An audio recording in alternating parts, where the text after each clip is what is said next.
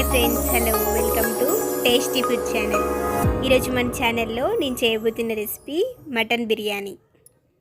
ఈ మటన్ బిర్యానీ ఇలా మీరు చేసుకున్నారంటే చాలా పర్ఫెక్ట్గా ముక్క అనేది ఉడికిపోయి చాలా సాఫ్ట్గా జ్యూసీగా ఉంటుంది. మీరు కూడా ఇలా ట్రై చేయండి. ఇప్పుడు మనం దీన్ని ఎలా ప్రిపేర్ చేయాలో ఇప్పుడు ఈ వీడియోలో మనం తెలుసుకుందాం.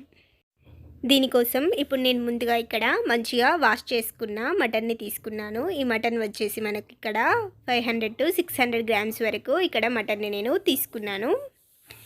ఈ మటన్ని మంచిగా కడిగి వాటర్ని వంపేసిన తర్వాత ఇందులో ముందుగా మనం ఒక 2 టేబుల్ స్పూన్స్ వరకు సాల్ట్ని యాడ్ చేసుకోవాలి. అలాగే ఇందులో తగినంత కారంని కూడా యాడ్ చేసుకోవాలి. ఇక్కడ నేను ఒక పెద్ద గరిటెతో 1 గంట వరకు కారంని యాడ్ చేసుకున్నాను. ఒకవేళ మీరు స్పూన్తో యాడ్ చేస్తే 2 టేబుల్ స్పూన్స్ వరకు ఇక్కడ కారంని యాడ్ చేసుకోండి. ఆ తర్వాత ఇందులో 1 స్పూన్ వరకు గరం మసాలాను కూడా యాడ్ చేసుకోవాలి. ఇందులో 1 స్పూన్ వరకు ధనియాల పొడిని కూడా యాడ్ చేసుకోవాలి. ఇలా యాడ్ చేసిన తర్వాత ఇందులో 1 స్పూను బిర్యానీ మసాలాను కూడా యాడ్ చేసుకోవాలి. ఇందులో నిమ్మకాయను కూడా 1 కట్ చేసుకొని దీంట్లో పిండుకోవాలి. ఒకవేళ మనకు చిన్న నిమ్మకాయ అయితే 1.5 వరకు యాడ్ చేసుకోండి, పెద్దదైతే 1 సరిపోతుంది. యాడ్ చేసిన తర్వాత ఒక చిన్న స్పూన్తో అల్లం వెల్లుల్లి పేస్ట్ని కూడా యాడ్ చేసుకోవాలి. ఇక్కడ నేను వచ్చేసి 1.5 స్పూన్ వరకు అల్లం వెల్లుల్లి పేస్ట్ని యాడ్ చేసుకున్నాను. అలాగే ఇందులో ఒక 1/2 టీ స్పూన్ వరకు పసుపును కొద్దిగా యాడ్ చేసుకోవాలి.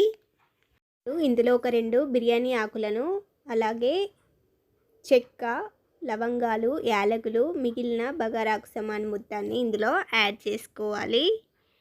ఒక 3-4 లవంగాలు, అలాగే 2 చెక్క, ఒక 2 యాలకులను ఇందులో యాడ్ చేసుకోండి. అలాగే ఇందులో కొద్దిగా కసూరి మేతిని కూడా యాడ్ చేసుకోవాలి. ఇలా కసూరి మేతి యాడ్ చేసుకోవడం వల్ల మనకు మంచి ఫ్లేవర్ వస్తుంది.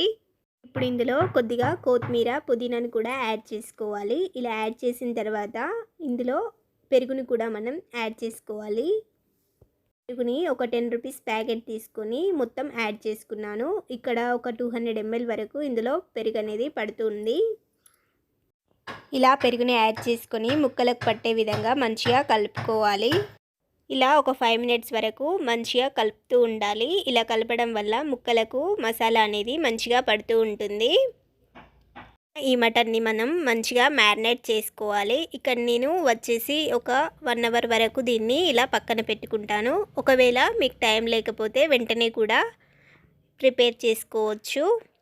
మ్యారినేట్ చేస్తే కొంచెం బాగుంటుందండి. మీకు వీలైతే ముందు రోజైనా 1 అవర్ బిఫోర్ అయినా మ్యారినేట్ చేసుకోండి. ఆ తర్వాత ఇక్కడ నేను ఒక 1/2 kg వరకు బాస్మతి రైస్ని తీసుకొని మంచిగా వాష్ చేసుకున్నాను.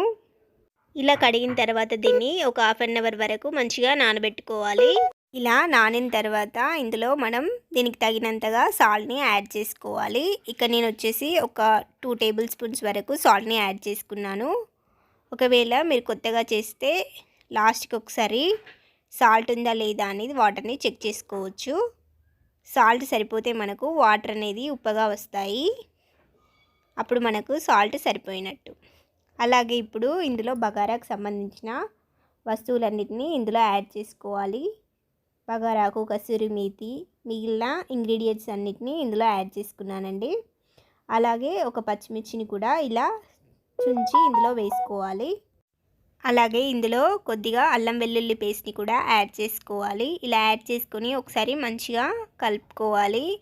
ఇప్పుడు ఇందులో కొద్దిగా ఆయిల్ కానీ గీని కానీ వేసుకొని యాడ్ చేసుకోవాలి. ఇలా వేయడం వల్ల మనకు రైస్ అనేది మంచిగా పుల్లలుగా ఉడుకుతుంది.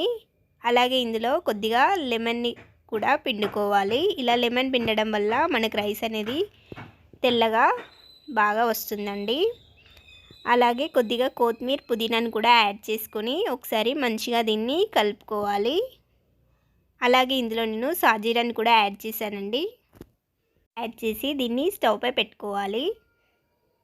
స్టవ్ పై పెట్టుకొని ఒక 70% ఉడికేంత వరకు దీన్ని మనం వండుకోవాలి. ఆ లోపల నేను ఇక్కడ బ్రౌన్ ఆనియన్స్ని రెడీ చేసుకున్నాను. ఇక్కడ మనం ముందుగా మ్యారినేట్ చేసుకున్న మటన్ని కాసేపు స్టవ్ పై పెట్టుకోవాలండి. ఇప్పుడు ఇందులో ఒక సగం వరకు బ్రౌన్ ఆనియన్స్ని ఇందులో యాడ్ చేసుకొని మంచిగా కలుపుకోవాలి. కలుపుకున్న తర్వాత దీన్ని ఒక 15 to 20 మినిట్స్ వరకు స్టవ్ పై పెట్టుకొని ఉడికించుకోవాలండి. టైంలో మనకి ఇందులో వాటర్ లేనట్టు అనిపిస్తే కొద్దిగా వాటర్ని కూడా యాడ్ చేసుకొని మంచిగా ఉడికించుకోవాలి. ఈ లోపల మనకు రైస్ అనేది ఇలా ఉడికిపోతుంది. ఇలా మీరు స్టార్టింగ్ చేసేవారైతే ఇలా ఒక దాంట్లో వడగట్టుకొని రైస్ని పైన ఇలా వస్తుంది, వాటర్ అనేవి కిందికి వెళ్ళిపోతాయండి. ఇప్పుడు ఇందులో మనం దేంట్లో బిర్యానీ చేయాలనుకుంటున్నామో దాంట్లో ఈ మటన్ని మొత్తం యాడ్ చేసుకోవాలి. అదేవిధంగా అందులో కొద్దిగా వాటర్ వేసుకొని అందులో వాటర్ని కూడా యాడ్ చేసుకోవాలి. అక్కడ మనం కొంచెం 70% వరకు ఈ మటన్ని ఉడికించాం కాబట్టి ఇంకో 30% ఇందులో ఉడకాలి. అందుకే ఇందులో కొద్దిగా వాటర్ని చూసుకొని యాడ్ చేసుకోండి. ఇలా వాటర్ యాడ్ చేసుకుంటే ముక్క అనేది మనకు బిర్యానీ రెడీ అయ్యే లోపల ఉడికిపోతుందన్నమాట. ఆ తర్వాత ఈ ముందుగా తీసిన రైస్ని అంతా ఇందులోకి యాడ్ చేసుకోవాలి. మొత్తం రైస్ని యాడ్ చేసిన తర్వాత ముందుగా ఫ్రై చేసి పెట్టుకున్న బ్రౌన్ ఆనియన్స్ని ఇలా మీద వేసుకోవాలి. అదేవిధంగా కొద్దిగా కొత్తిమీర, పుదీనాను కూడా మీద వేసుకోవాలి.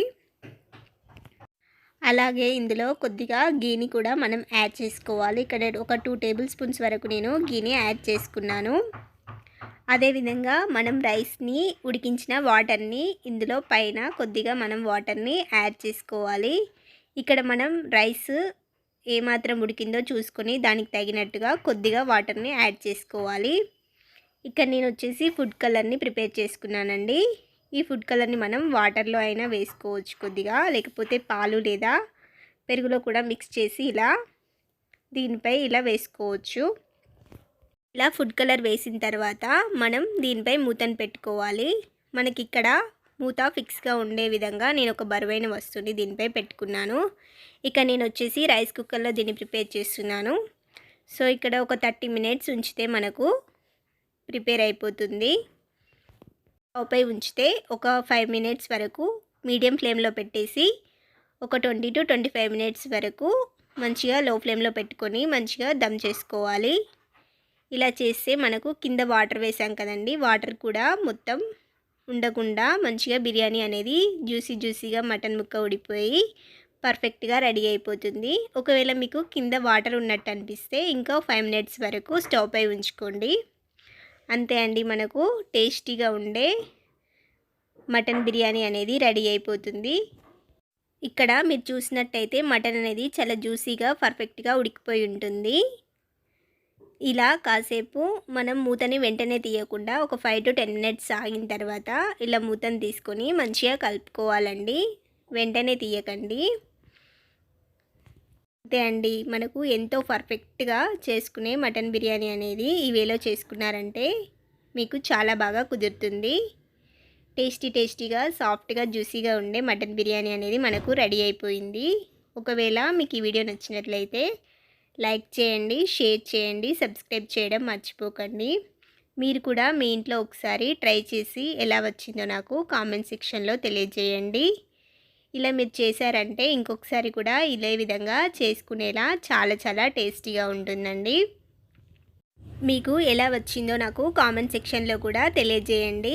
Thanks for watching this video.